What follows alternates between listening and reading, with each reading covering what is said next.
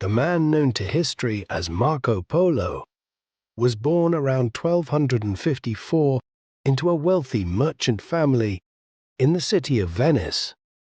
Marco's father was Niccolo Polo, a prosperous merchant. The origins of the Polo family are unclear. One tradition suggests that they were originally from Šibenik, on the Dalmatian coast of what is now Croatia, and that they only relocated to Venice in the early 11th century. Another study suggests that the family only moved to Venice in the mid-13th century, and that Marco was actually born on the island of Korčula, near modern-day Dubrovnik.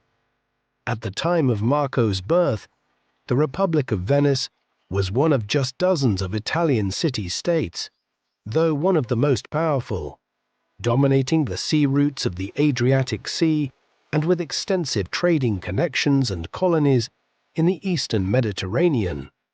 Numerous studies have proposed that Marco was actually born in one of Venice's trading stations or colonies abroad, perhaps even in Constantinople, the medieval name for Istanbul and the capital of the Byzantine Empire at the time. The wider consensus, however, is that Venice itself was his place of birth. According to the traditional account found in The Travels of Marco Polo, Niccolo and his brother, Maffeo, left Venice in 1253 on what would become an extensive trading voyage. Early the following year, Niccolo's pregnant wife gave birth to a boy named Marco, after Saint Mark, Venice's patron saint. Marco's mother, whose name is unknown, died when her son was still a child. As his father was away on his trading mission, young Marco was brought up by an aunt and uncle. Away from Venice, it is likely that Niccolo Polo would not have even known that his wife was pregnant when he left the city in 1253. Before delving any further into the life and travels of Marco Polo, it is worth reflecting first on the book from which nearly all of our information on this mercurial Italian traveler is derived. The title of The Travels of Marco Polo, as it is known in English today, was actually something more akin to Book of the Marvels of the World in the original North Italian dialect in which it was written. It was not, as is sometimes suggested, written by Marco Polo himself. Instead, it was authored by Rustichello da Pisa, a writer from the city of Pisa in Tuscany. Sometime around the mid-1280s, Rustichello was imprisoned by the Republic of Genoa, which was engaged in an extensive conflict with Pisa during the 13th century for control over the island of Corsica. He was still in a prison in Genoa years later when he was joined by Marco Polo, who had himself been detained by the Genoans during a conflict with Venice. Polo was soon released from prison. By that time, he had related the stories of his travels across Asia extensively to Rustichello, and the Pisan later wrote them up and published them.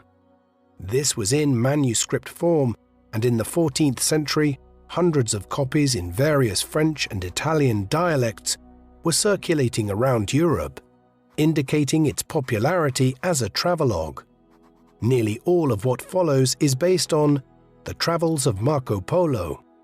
Scholars have found no major reasons to dispute the accuracy of what Polo related to Rustichello or how the Pisan writer recounted it in print.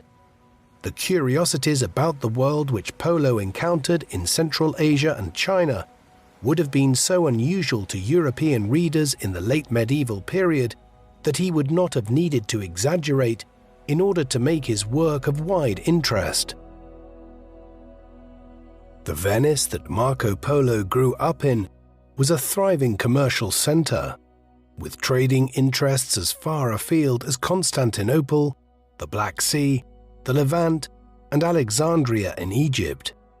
The city's merchants had become rich on the back of acting as the major go-between for goods coming from India and the Far East to the Middle East, and which were then carried to Europe on Venetian merchant vessels.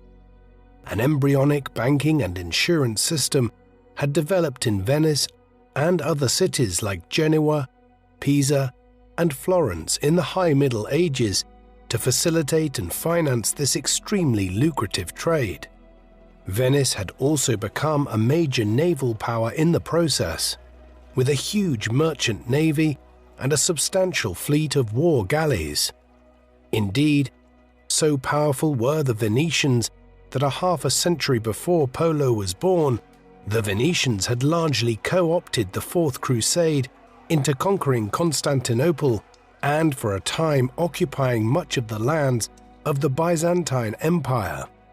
It was only in 1261 that the Byzantines managed to retake their capital, and when Marco's father and uncle had left Venice in 1253, it had been to head east to extend their trading interests at Constantinople, though they soon relocated northwards to the Italian trading stations in the Crimea.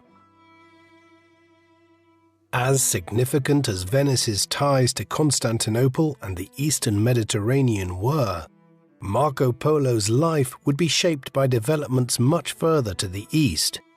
The Mongols, a major tribespeople from the Chinese end of the Asian steppe, had burst onto the global stage at the beginning of the 13th century after a warlord named Genghis Khan had united the divided tribes into a confederation and had begun extensive military campaigns in both China and in Central Asia. By the time of Genghis's death in 1226, the Mongols had expanded as far west as the Caspian Sea and launched raids into Eastern Europe. This continued under his successors, and by the time Marco was born in the mid-1250s, the Mongols were campaigning into the Crimea and Ukraine region, and into the Levant against the Muslim powers. They sacked the city of Baghdad in 1258. While the Mongol Empire would soon be divided up amongst the descendants of Genghis Khan, at its peak, their combined territories extended from the Black Sea and the Syrian desert in the west, all the way to the Yellow Sea and the eastern edges of Asia in the east. This all had major implications for European merchants like the Polos. Firstly, the Mongol campaigns had destroyed some of the old powers who had played a major role in bringing Chinese silk and spices from India and the East Indies to the Middle East for merchants from Venice and Genoa to buy them in cities like Alexandria for the European market. But conversely, the creation of a unified Mongolian polity that stretched over more than half of Eurasia led to what is termed the Pax Mongolica, the Mongolian Peace, a period in which the Mongols facilitated trade along the Silk Roads that led from the Mediterranean all the way east to China. Marco's father and uncle, Niccolo and Maffeo, were two of the first individuals to see the potential for direct trade to the east under Mongolian rule, in the process cutting out the Muslim merchants who had made the Venetians pay over the odds for their goods in Alexandria for centuries. Hence the two brothers set off east from the Crimea in the early 1260s, traveling to Bukhara in modern-day Uzbekistan, a rich trading city where they lived for 3 years and learned various Mongolian dialects.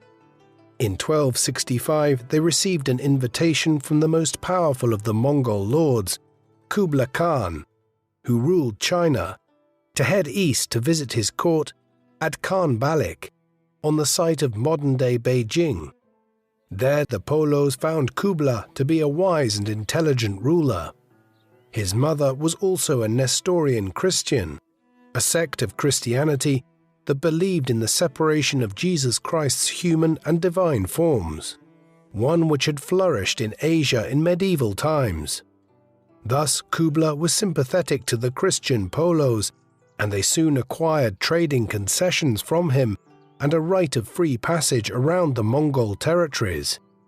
Armed with this, they loaded up on expensive goods like silks and spices, which were often worth more than their weight in gold back in Europe, and headed back west. By 1269, they arrived at the port of Acre in modern-day Israel, and then headed on the last leg of their journey home to Venice, arriving there either in late 1269 or into 1270. When Niccolò Polo returned to Venice after a 16-year absence, he met his 15-year-old son Marco for the first time. Rustichello did not provide much by way of detail on Marco's early life in The Travels of Marco Polo, and little is known about his childhood. He would have received some practical schooling in basic mathematics and about foreign currencies and commodities, the better to continue in the family mercantile trade in years to come. He would also have had some experience of being at sea by the time his father and brother returned to Venice. Such was the manner in which Venetians lived astride the Adriatic Sea. What we can be much surer about is that it was quickly decided in the early 1270s that when the Polos headed off on another trade mission, Marco would accompany them. There was not long to wait. They left Venice in the spring of 1271 to head for the Holy Land, where Italian mercantile activity was busy at the time to supply Acre and the other Crusader ports for the Ninth Crusade. There the Polos visited Jerusalem while they waited for the election of a new pope in Rome, in the hopes that the new head of the church would provide them with messages to take east to Kublai Khan. Eventually, though, they tired of an inordinately long election process and decided to strike out east for China once again, though not before receiving word that Pope Gregory X had been elected and that 2 friars would accompany them on their travels. It was the beginning of a 24-year odyssey. The party of 5 headed eastwards. They quickly encountered a local Muslim ruler who threatened to imprison them.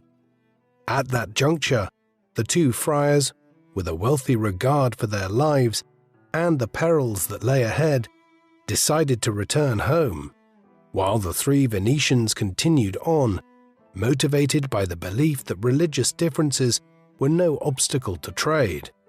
As he traveled through the Mongol Empire, the young Marco Polo marveled at the religious freedom he encountered, remarking, "So long as all are faithful and obedient to the Khan and give the appointed tribute, and justice is well observed, you may do as you please with your soul." The party traveled through Armenia and Turkey, where Marco expressed disappointment at not finding Noah's Ark at its supposed resting place atop Mount Ararat in the Caucasus. The Polos next turned south to Mosul. It is unclear if they visited Baghdad or not, a city that was in decline after centuries of being the capital of a united Arab caliphate. From there, the next stop was the Persian city of Tabriz. Marco described the unusual method traders in Tabriz used to buy and sell pearls.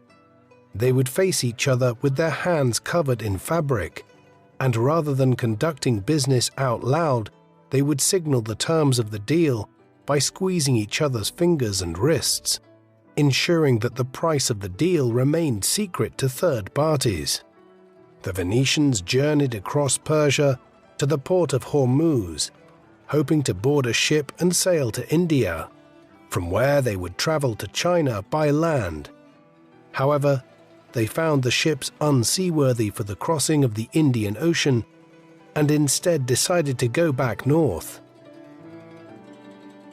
After some idyllic descriptions of the oasis towns of northeastern Persia, Marco went on to recount tales of the assassins to Rustichello, who subsequently included the details in his book. These were members of a radical Islamic sect who were known for launching fanatical attacks on powerful rulers from their strongholds in isolated mountain fortresses throughout the Middle East. Marco Polo's descriptions of the assassins contributed to their notoriety in the Western world, but by the time of his travels, the assassins had already been largely eliminated by the Mongols.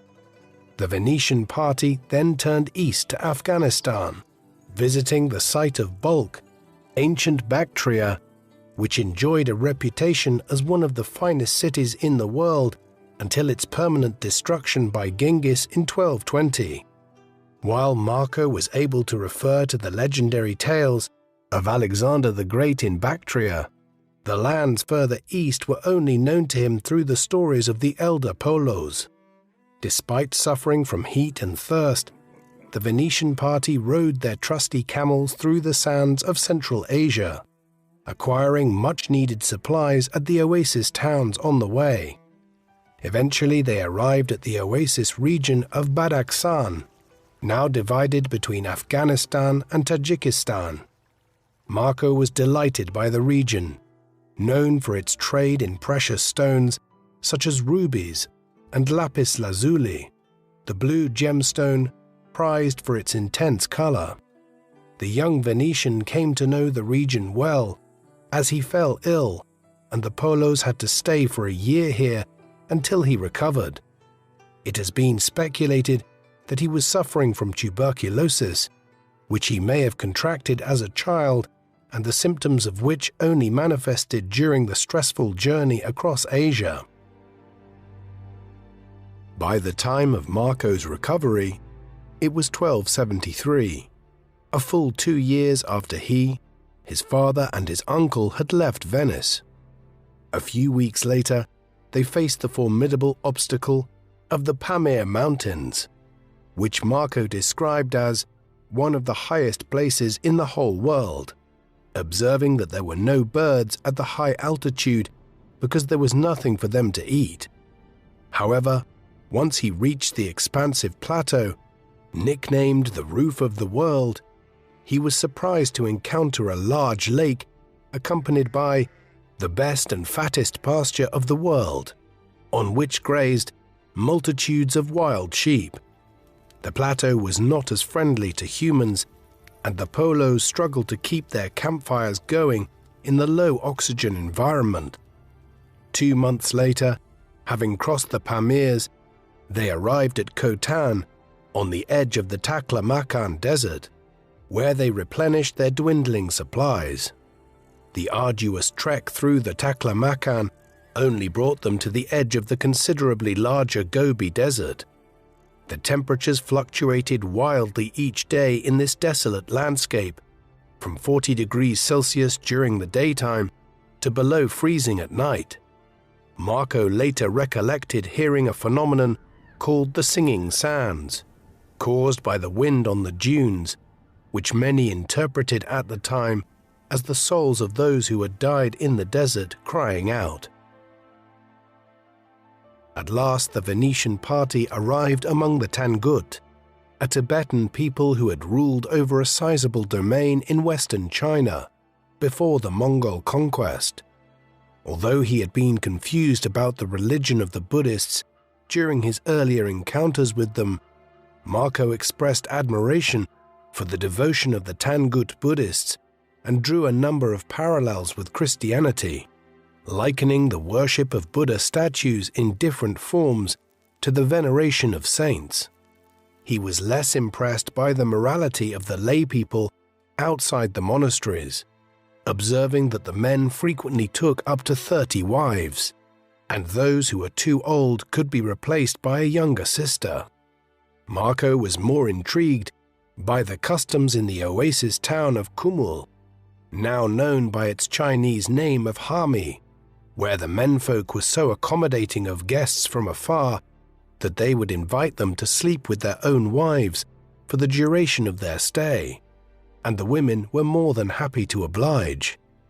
Marco, who was in his late teens at the time, strongly implies that he was the beneficiary of such hospitality, a practice that enabled such remote communities to replenish an otherwise limited gene pool. Not long after leaving Kumul, The Polos spent almost a year carrying out their business at a place which Marco called Campcho, which has been identified with Jiangye in Gansu province in northwestern China. The longer he spent in the Mongol Empire, the more he praised its accomplishments. Despite Genghis's reputation as a bloodthirsty savage in Europe, Marco later stated, quote, "Genghis Khan was a very upright man, eloquent and of great valor, great wisdom, and great prowess," placing him on an equal footing with his childhood hero, Alexander the Great. He went as far as to claim that Genghis protected the inhabitants of cities that resisted him after he had conquered them. In his description of Genghis's life and conquests, Marco refers to a battle between Genghis and Prester John, the legendary Christian ruler in the East, who was defeated and lost his life. Marco's account claimed that Prester John was also known as the Ung Khan, a title given to Tokhril, a powerful Mongolian chieftain who had been Genghis's patron before the two men found themselves on opposite sides of a complex civil war back in the formative period of the Mongol polity. Traveling through Mongolia proper, Marco observed the customs and culture of the people here. Although his portrayal of Mongol family life served in part to challenge the European stereotype that the Mongols were savage barbarians, Marco greatly admired the Mongol warrior culture that enabled a small nomadic society to build the largest contiguous empire the world had ever seen in the space of just a few decades. The Polos eventually arrived at Kublai's summer palace at Chengdu, or the Upper Capital, where the Great Khan spent the 3 months from June to August. Better known to the English-speaking world as Xanadu, Marco painted a vivid picture of the Khan's marble palace, with its interior walls decorated with images of flora and fauna. These exotic animals could be seen throughout the palace and grounds, which stretched for 16 miles in length. Marco described another palace in the middle of the royal park, made entirely from bamboo canes, joined together with nails, marveling at the fact that the whole palace could be moved around like traditional Mongol tents.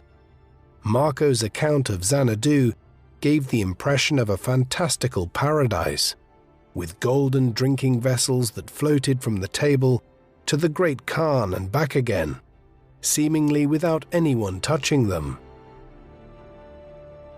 The description of Xanadu is a particularly famous section from the travels of Marco Polo, yet the Venetians' first meeting with the Great Khan actually took place in the palace of Khan Balik, which Marco claimed to be the largest building he had ever seen, with over 400 rooms in total, located on the site of what subsequently became the Forbidden City in Beijing. After prostrating themselves before the Khan, the 3 Venetians were received with honor by Kublai, who was curious to learn where Niccolo and Maffeo had been in the years since they last met.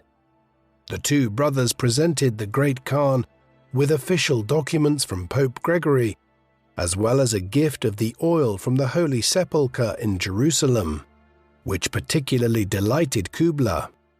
Niccolo then presented Marco, referring to him as, quote, "My son and your man, whom as the dearest thing I had in this world, I have brought with great peril and ado from such distant lands to present him to you as your servant." Marco Polo, now 21 years old after 4 years of traveling, was now in the service of the Great Khan. One of the difficult elements of the travels of Marco Polo as a book is that Rustichello did not provide clear dates of when events occurred, perhaps because Marco was not around to elaborate on them by the time Rustichello was committing what the Venetian had told him in prison to paper. Consequently, it is sometimes difficult to give a chronological account of the 17 years Marco spent in China. The young Venetian claimed that Kublai held him in great favor, and he effectively became a member of the Khan's household, learning Mongolian in the process, which was just one of several languages Polo picked up on his travels. When Marco met Kublai in 1274, the Great Khan was already in his 60s. As one of Genghis Khan's many grandsons, his rise to become Supreme Khan had not been guaranteed, as the position was chosen by the descendants of Genghis in a Kuriltai or Great Assembly. Kublai owed his early rise to his formidable mother, Sorgetani Beki, who promoted the interests of all four of her sons, Munkur, Hulagu, Kublai, and Arik Burka, all of whom achieved distinction.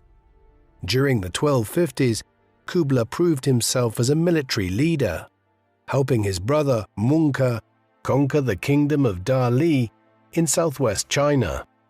When Munkur died in 1259, a power struggle followed between Kublai and his brother, Arik Burka, from which Kublai emerged victorious in 1264. The Great Khan treated his younger brother with magnanimity, though Arik Burka's unexpected death 2 years later fueled rumors that he had been poisoned. Once he had secured his authority among the Mongols, Kublai resumed his campaigns in China, and these were the backdrop against which Marco spent his time in the Far East. The Mongols had already adopted many Chinese customs, and Marco was impressed by the sophistication of an economy that used paper money. As a traveling merchant, he appreciated how a paper currency that was accepted throughout the empire was much easier and safer to carry compared to large quantities of gold and silver that European merchants used as their means of exchange. In 1271, Kublai laid claim to the Chinese Empire by proclaiming the Yuan dynasty with himself as emperor, and by 1279 he had eliminated the final vestiges of resistance from the Sung dynasty in southern China.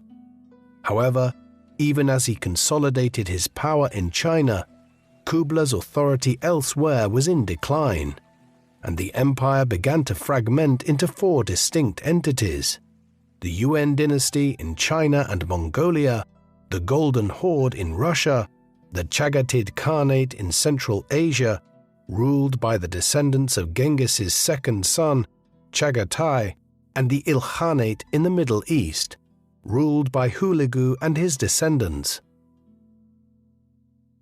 After entering the Great Khan's service, Marco performed many different roles.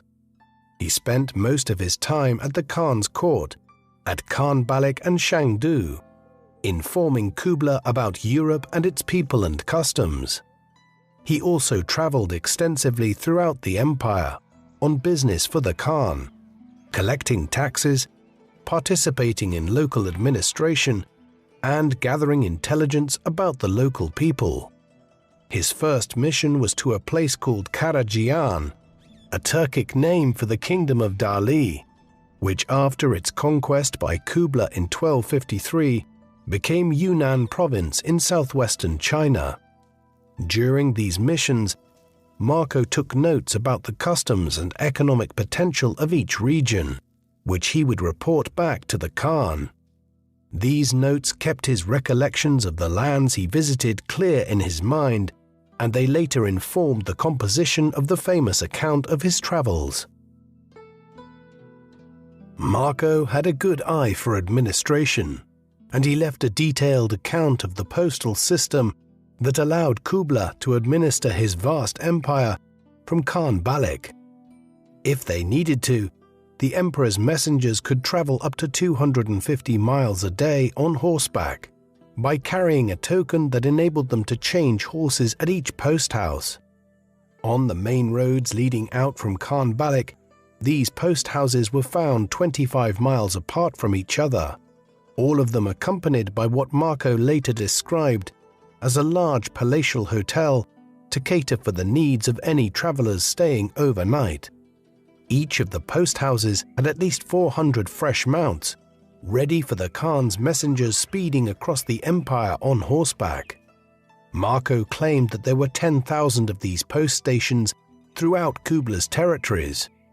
The Venetian was also struck by the sense of order in Kubla's empire, remarking on how the urban centers were laid out according to a grid pattern of the kind that would later be used for urban planning in the United States in the 19th century. On his travels across northern China, which Marco calls Cathay, after the Khitan people who ruled the region 2 centuries earlier, Marco described people burning black stones for heat and light, which lasted much longer than wood. He had witnessed the burning of coal, which had been used in China as a source of energy for hundreds of years, but which was only beginning to enter use within domestic settings in Europe in the late medieval era and would not be employed industrially for centuries to come.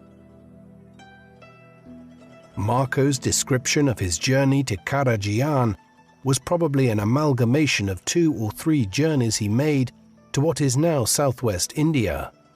The first of these trips would have taken place between 1276 and 1280. Marco was now on his own, as he no longer mentions his father and uncle, who may have stayed in Khan Balik or carried on their business elsewhere in the empire. As he left the capital, the first major landmark he mentions is a very beautiful stone bridge over what is now the Yongding River southwest of Beijing, which he claimed to be 300 paces long and 8 paces wide. Built in 1192 and subsequently rebuilt in the 17th century, the bridge is known in Chinese as the Lugo Bridge, but thanks to Marco's detailed description, it is better known among Europeans as the Marco Polo Bridge. In July 1937, it would be the scene of a famous clash between Japanese and Chinese forces that sparked the Second Sino-Japanese War and the Japanese occupation of much of eastern China. It is known as the Marco Polo Bridge Incident. As a result of the Khan's extensive infrastructure network, Marco felt comfortable and secure as he made his journey across China to Yunnan. His route took him through Hebei province, onwards to Shaanxi and the city of Taiyuan, which served as the base for the Li family to conquer China and establish the Tang dynasty in the 7th century AD. He continued southwest until eventually reaching the city of Chang'an in Shaanxi province. Now known as Xi'an, the city was one of the ancient capitals of China, and Marco remarked that many good and valiant kings have reigned over it. After 3 days, Marco arrived at the mountainous Hanzhong region in southwest Shaanxi, which served as the base of the warlord Liu Bang for his conquest of China that led to the foundation of the Han dynasty in 202 BC. His journey continued into Sichuan province and the city of Chengdu, the capital of the state of Shuhan during the Three Kingdoms era in the 3rd century AD, which Marco apparently described as, quote, once a great and splendid city. Around 5 days from Chengdu, Marco arrived in eastern Tibet, now part of Sichuan and Yunnan provinces. The region had been terribly devastated by Mungke Khan's campaign of conquest in the 1250s, though it is far more likely that the destruction of the region was actually the result of Kubla's actions here. Whoever was responsible, the desolate region caused Marco unease for the first time since leaving Khan Balik. He was not only troubled by the wild beasts he encountered, but also by the customs of the locals, which included peculiar marital arrangements. Fathers who wished to marry off their daughters were happy for them to spend the night with traveling merchants, though Marco appeared to be less enamored by the women of Tibet as those of Hami. Although he was impressed by the products traded in the region, which included spices, silk, amber, and coral. Marco labeled the locals, quote, "the greatest rogues and the greatest robbers in the world." He was further repulsed by the religious customs of the natives, writing that they practiced diabolic arts, including rituals which they believed would influence the weather and bring rain and thunder at any time. After another 20 days on the road, Marco arrived at a city he called Kaidu, now Xichang in southern Sichuan. Having already described the use of paper money earlier in his account, Marco outlined how the people here used blocks of salt as currency. This could be exchanged for gold, which was plentiful in the region, as the people who lived in the mountains could find it easily in the lakes and rivers by simply panning for it. This enabled traveling merchants to make a healthy profit by arbitraging the different rates in the city and the more remote areas of the country. Marco himself may have made some money in this manner. After his trek through Tibet, Marco arrived at the province of Karajian, or Eastern Yunnan, where he later claimed he encountered a hideous creature which he described as a serpent with 2 short front legs, a large head, and a mouth so large as to swallow a man in one go. These were crocodiles, the gall of which was used by the Chinese for medicinal purposes, both to heal wounds and to increase fertility among women. This was highly prized and could fetch high prices, while the meat from the crocodile was also sold as a delicacy. Marco continued his journey west to a place he called Unxian, modern-day Baoshan, in western Yunnan, near the Chinese border with modern-day Myanmar or Burma. In his later account of the local customs, Marco observed that while the men devoted themselves to hunting and fighting, the women did all the work at home with the assistance of male captive slaves. While this was not too dissimilar to the Mongol practice, Marco reported with bewilderment that whenever a woman gives birth to a child, the man joins the baby in bed and remains there for the next 40 days while the woman goes back to managing the household. While the tale had many doubters among Marco's contemporaries, modern anthropologists have observed similar practices among native populations in several other communities around the world. After describing the region, the travels of Marco Polo goes on to provide a detailed account of a recent battle between the Mongols and the king of Myanmar and Bengal. The whole region, including parts of modern-day Myanmar, had been part of the Kingdom of Dali, which was founded in the early 10th century AD and later became a vassal of the Chinese Sung dynasty. Kublai's conquest of Dali in the 1250s allowed the Mongols to threaten the Sung dynasty's western flank, but the region was subject to frequent rebellions. Amidst the instability of the region, the Burmese attacked the Mongols in 1272. The battle that Marco noted was fought near Baoshan in 1277, pitting a Mongol cavalry force against a far larger Burmese army of 40,000, with cavalry and infantry, as well as 2,000 elephants.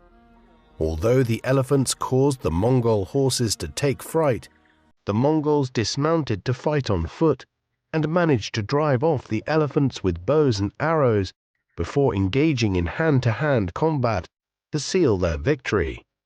The Mongols captured 200 of the enemy elephants and presented them as gifts to the Khan. This Mongol invasion of Burma took place in the years after the Polos arrived at Kublai's court, and Marco would have known a lot about how it proceeded from reports reaching the Mongol court. Years later, Marco also described the country of Mien, or Myanmar, to Rustichello, and the Pisan included these details in his book. According to Marco, the journey to the capital of Myanmar took 15 days riding. Quote, through vast jungles teeming with elephants, unicorns, and other wild beasts. Marco does not give any further detail about these unicorns, but he was most likely referring to the Asian rhinoceros, the horns of which were prized for medicinal purposes. After leaving the jungle, he arrived at what he called the city of Mien, the ancient Burmese capital of Pagan. The city was famous for its pagodas, and Marco focused on a pair, one in silver and the other in gold, which were built on the tomb of one of the Burmese kings. He then went on to relate the Mongol conquest of Myanmar, claiming that Kublai had sent forth a large number of court jesters and acrobats, reinforced by regular soldiers. After they defeated the Burmese, the Mongols were astonished to see the pagodas and proposed carrying off the gold and silver for the Khan, but Kublai refused, since he did not wish to cause resentment among the Burmese by plundering the tomb of one of their great kings. In his description of neighboring Bengal, which was conquered by the Mongols in 1284, Marco observed the trade not only of spices with India, but also of slave girls and prisoners of war who were made into eunuchs after being captured. Marco then related his visit to the kingdom of Cao or Jiaozhe, in what is now northern Vietnam. Although the Mongols had first invaded the country in 1257 and sacked its capital, forcing the kingdom to submit to the Khan in 1261, Jiaozhe revolted in the late 1270s, and sporadic fighting took place over the following decade. Again, these latter events occurred while Marco was in the Far East himself.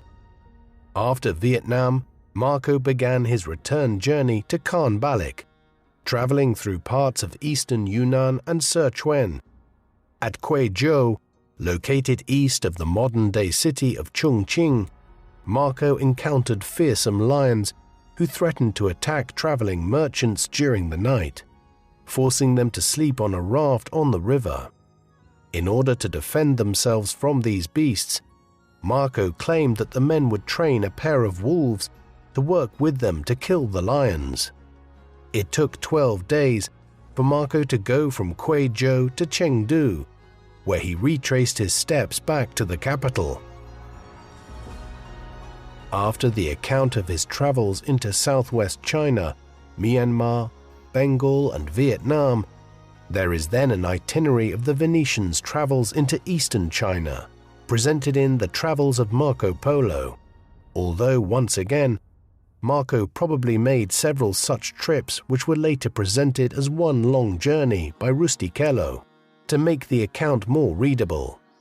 While the beginning of the journey took him over the Marco Polo Bridge at the city of Zhuozhou in Hebei province, he turned due south to Hejian and thence to Zhangzhou, where he observed the production of pure white salt, which was exported to other parts of the empire, making its inhabitants wealthy and generating tax revenues for the Khan.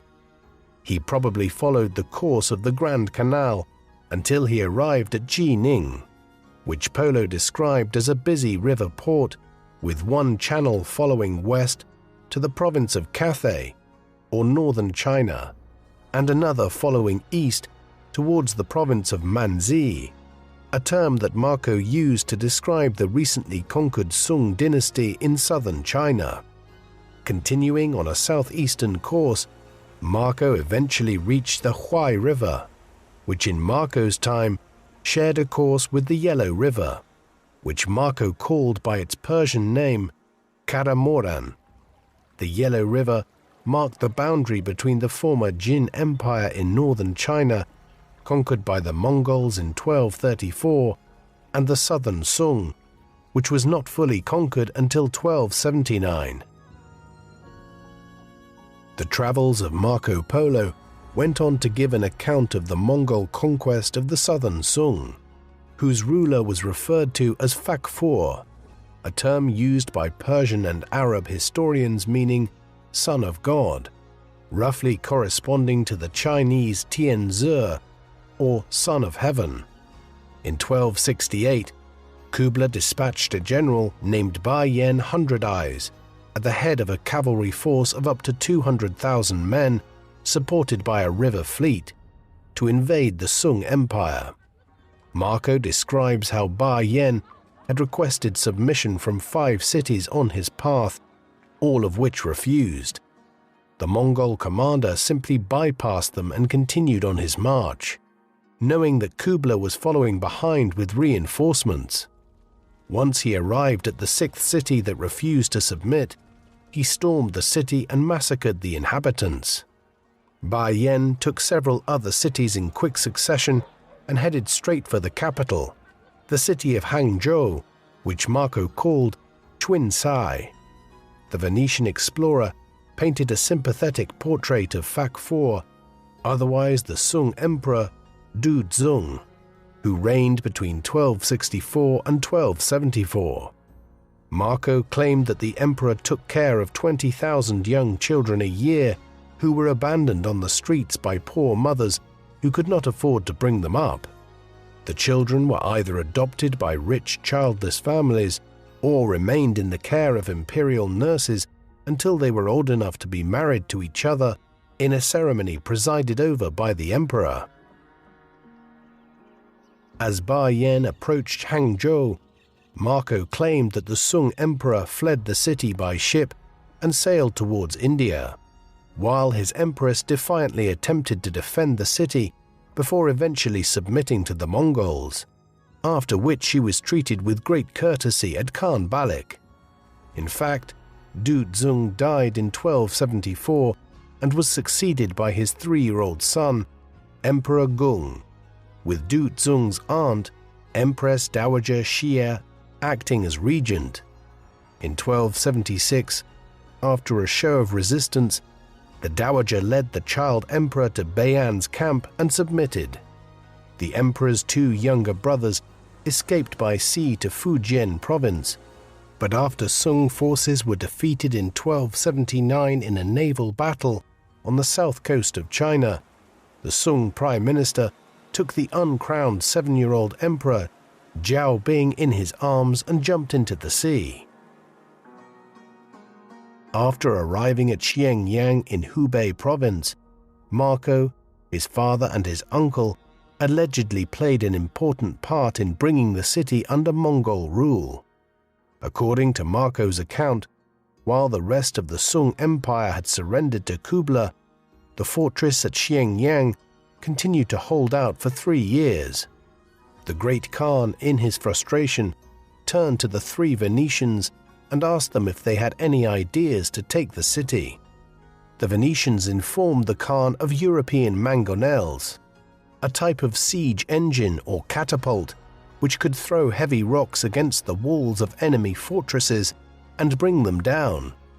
According to Marco, Kublai then ordered the construction of 3 of these machines, which were brought by river to the besieging army at Xianyang. The fortress did not hold out for long against these new weapons and soon surrendered to the Mongols. Here we see Polo's capacity for deception, though.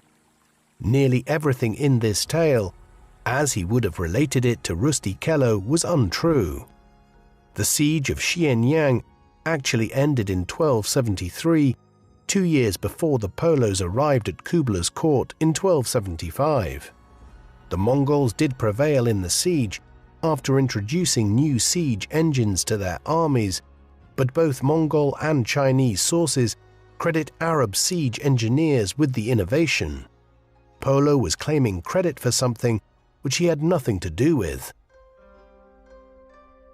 As Marco's travels continued in China, he arrived at a place called Xingyou, a city which he described as standing, quote, on the longest river in the world.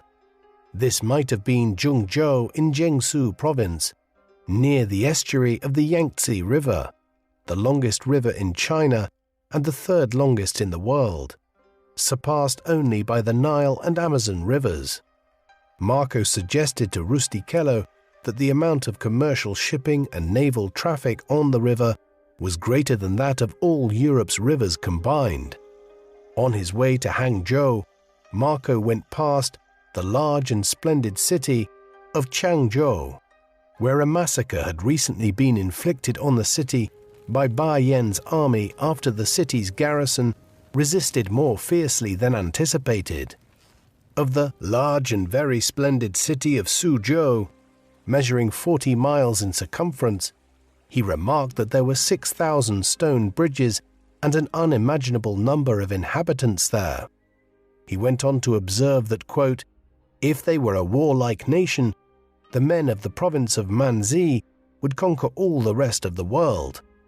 Yet instead of focusing on war, the people here preferred to be merchants, craftsmen, and scholars. Marco's remarks reflect the reputation of the Sung as the imperial dynasty that took China to unparalleled heights of cultural accomplishment, but struggled to defend itself from successive invasions from the north. After passing through some other cities, Marco arrived at Hangzhou, which he considered to be, quote, without doubt the finest and most splendid city in the world. He evidently gave a detailed description of the city to Rusty Kello. It was surrounded by water, with hundreds of bridges to allow people to get around, a layout that would have doubtlessly reminded Marco of his native Venice. The city had many squares and markets filled with all sorts of produce, while a large lake dominated the southern side of the city, the famous West Lake, around which wealthy people built their mansions. Of the lake itself, Marco claimed that a voyage on this lake offers more refreshment and delectation than any other experience on earth. The Venetians' praise of the city extended to its women, and he is likely to have partaken of the services of the city's courtesans on more than one occasion during several visits there. Yet for all the wonders of Hangzhou and his extolling of its virtues, Marco noted that it was under heavy military occupation and a strict curfew was enforced by the Mongol authorities. As much as Marco found much to admire in Kublai Khan's China, he did not intend to live the remainder of his life there. During their stay in China, the Polos had requested leave to return to Venice on several occasions, but Kublai found them useful and was reluctant to let them go. The opportunity finally came in 1291, when Kublai's great-nephew Arghun, the ruler of the Ilkhanate in Persia, sought a wife from Mongolia. Kublai obliged by sending a princess named Kirkachin to Persia accompanied by 3 Mongol nobles, but the outbreak of civil war in the west prompted them to return to Khan Balik. By now it was 1292, and Kublai instead ordered the Polos to escort the party to Persia by sea. After traveling down the eastern coast of China via Hangzhou and the provinces of Zhejiang and Fujian, where Marco claimed they found a lost community of Christians who worshipped in secret but were allowed to practice openly after petitioning the Great Khan. The party arrived at the port of Quanzhou, which Marco refers to by the Arabic name of Zaiton. Here Kublai had arranged for them to have a fleet of 14 ships waiting. Before the subsequent passage to India is related in the travels of Marco Polo, there is a section which digresses to describe the islands to the east of China, chief among which was Chipangu, or Japan. As Marco related it to Rustichello, the ruler of Japan lived in a palace covered with solid gold, a description that 2 centuries later would inspire Christopher Columbus to search for a western route to this wealthy country in a quest to claim its legendary wealth for the Spanish kingdom. Kublai was also eager to get his hands on Japan's wealth and sent 2 expeditions to conquer the island. After the first attempt failed in 1274, a second campaign was launched in 1281, but ended in disaster in August when a typhoon, the legendary kamikaze or divine wind, destroyed much of the Mongol fleet and forced the Khan to abandon the campaign. Marco describes how a small band of Mongols left behind in Japan managed to seize a local fort and hold on to it for several months before a peace settlement was negotiated. These events occurred while Polo was in the east, so while he did not himself visit the Japanese islands, they would have been a subject of much conversation at the court of Kublai Khan in the 1270s and 1280s. After leaving Quanzhou, Marco, his father and uncle, traveled 1,500 miles into the South China Sea to the Kingdom of Champa, roughly corresponding to the southern half of Vietnam. Their subsequent journey through the East Indies is difficult to trace. Mention is made in the Travels of Marco Polo of the great island of Java, 1,500 miles southeast of Champa, which the Venetian claimed to be the largest island in the world, but the description seems to be more appropriate for Borneo. He also referred to a Lesser Java, now the Indonesian island of Sumatra, stating that while Kublai claimed authority over the island, its rulers remained independent.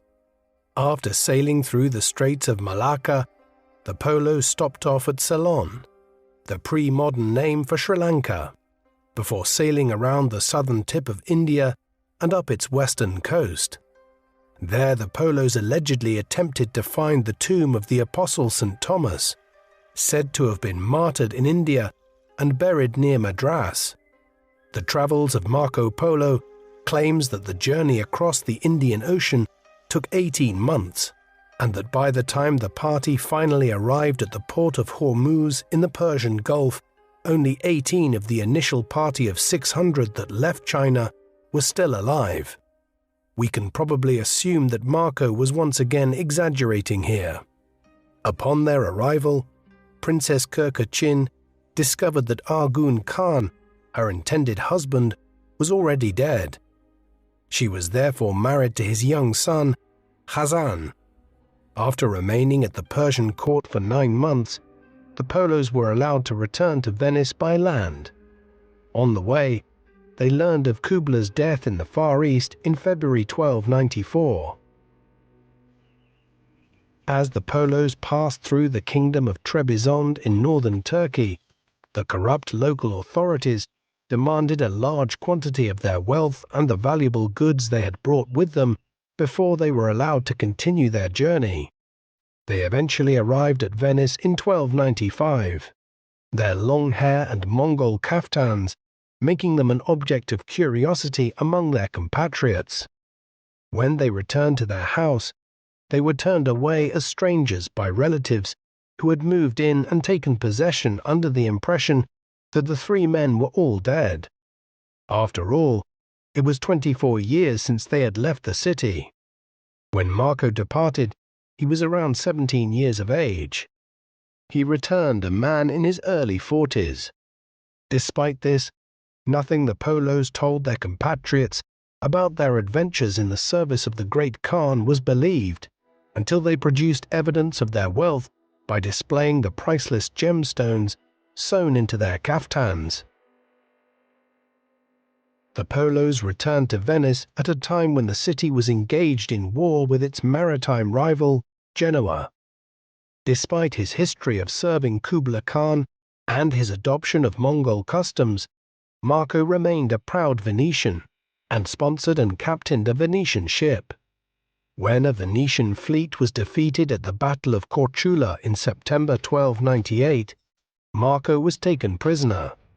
As an esteemed Venetian figure, and a wealthy one after returning home from the Far East, Marco was allowed to spend his captivity in relative comfort, while his Genoan captors sought to organize a valuable ransom for his release. It was during this time that he met Rustichello of Pisa, and began telling him about his many years of travel. We would probably know nothing about Marco Polo and his father and uncle today had Rustichello not recognized how extraordinary his story was and began writing down what would become the Travels of Marco Polo. The book is often disjointed and incomplete, with unfinished sentences and abrupt shifts in the narrative. and no two manuscripts are the same. Despite this, Marco's account would become more influential than any other European account of the Far East, influencing subsequent generations of merchants and explorers who dreamed of finding new routes to China and Japan, the lands described so vividly in the account of Polo's many years of travel. Genoa and Venice soon made peace in May 1299, and 3 months later, Marco was released from prison. He returned to Venice, where his family had acquired a large palazzo. There in 1300, already in his mid-40s, he married a Venetian woman named Donata, with whom he had 3 daughters.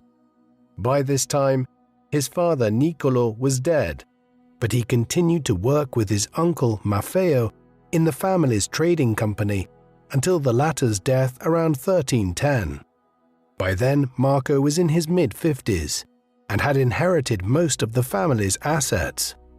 No longer a traveler and adventurer, he was more focused on increasing his already substantial wealth. By the early 1320s, Marco's tales seemed increasingly fantastical to his fellow Venetians, who knew him primarily as a sedentary merchant of their city. According to legend, whenever he walked the streets of the city, he was followed by children shouting, "Mr. Marco, tell us another lie."